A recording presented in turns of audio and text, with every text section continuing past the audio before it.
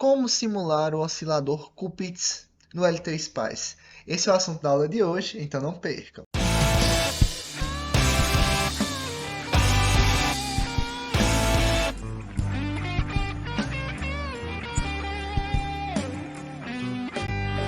Olá, me chamo Henrique, sou colaborador do canal do professor Gilberto Fernandes e na aula de hoje estaremos mostrando como simular o oscilador senoidal da topologia Cupitz no LT-Spice. Mas antes de começarmos a aula, gostaria que vocês deixassem o seu like, se inscrevessem no canal, ativassem o sininho para não perder nenhum dos nossos próximos vídeos. Mas sem mais delongas, vamos para a aula de hoje.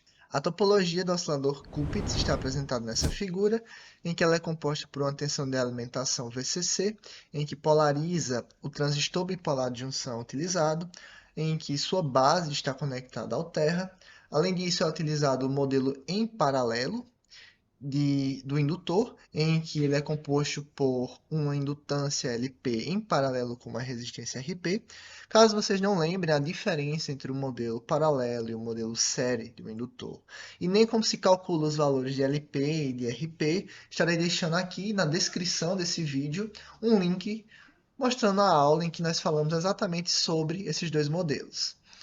Além disso, ele é composto por um divisor capacitivo, C1 e C2, uma resistência de emissor RE e uma tensão VEE que alimenta um dos terminais do resistor RE. Então, esse oscilador Cupitz, ele apresenta sua saída exatamente no coletor do nosso transistor bipolar de junção utilizado, e seus parâmetros podem ser calculados a partir desse formulário aqui, em que, caso vocês não lembrem o significado de cada uma dessas variáveis e nem como se chega a cada uma dessas fórmulas, estarei deixando aqui na descrição desse vídeo um link da aula do professor Jalbert, em que ele explica detalhadamente, passo a passo, o significado de cada uma dessas variáveis e como se chega a cada uma dessas fórmulas. Bem, então, utilizando essas fórmulas para encontrar os parâmetros do oscilador Cupitz, nós inicialmente utilizamos o indutor conhecido, né, que é o indutor que já foi fabricado em aulas anteriores.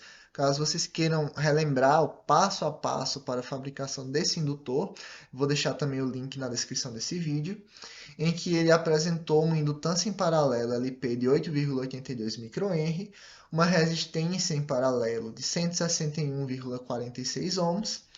Além disso, no oscilador Cupitz utilizado, nós vamos alimentar esse transistor aqui com a tensão VCC de 10 volts, uma tensão VE de menos 10 volts.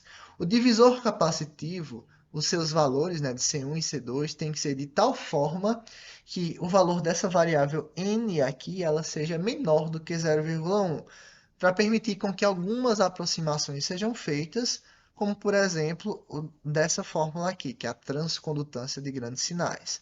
Então, inicialmente nós escolhemos o valor de C1 como um valor típico de capacitância, no caso 12 nanofarad, e fizemos com que C2 fosse 10 vezes esse valor, no caso 120 nanofarad. Além disso, nós estabelecemos um valor de RE para 2 kΩ.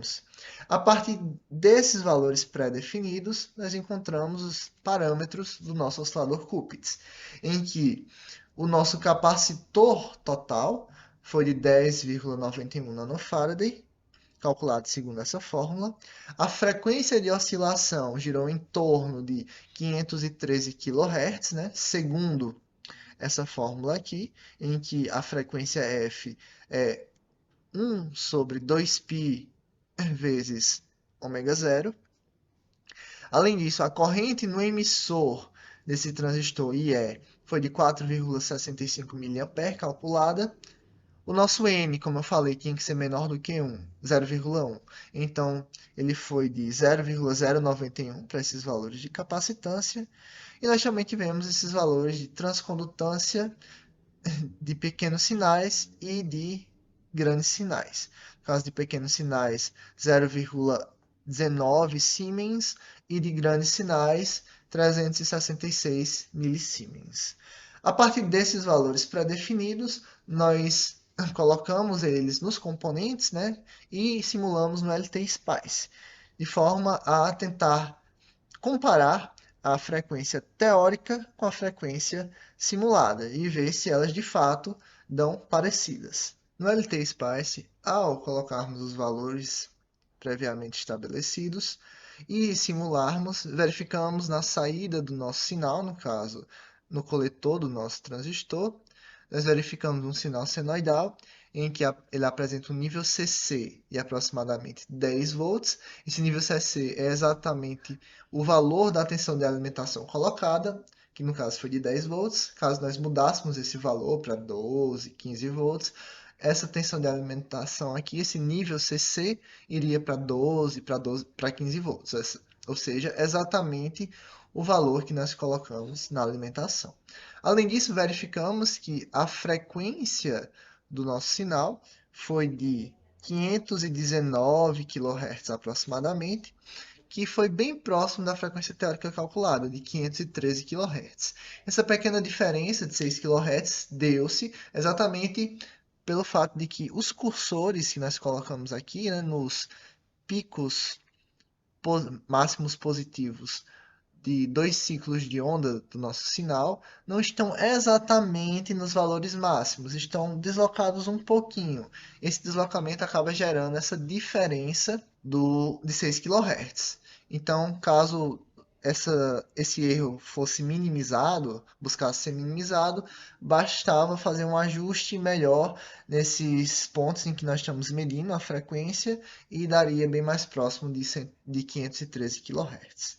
Porém, verificamos que essa frequência ela é bem próxima da frequência teórica e que, nesse caso, nossa tensão de saída ela apresenta uma amplitude CA de cerca de 1,13 volts. No caso, 2,26 entre os picos, ou seja, 1,13 de 10 volts até o pico máximo e 1,13 de 10 volts até o pico mínimo.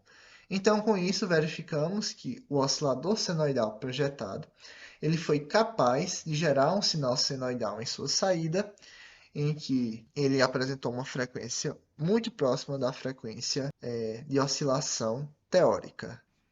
Então, essa foi a aula de hoje e até a próxima aula.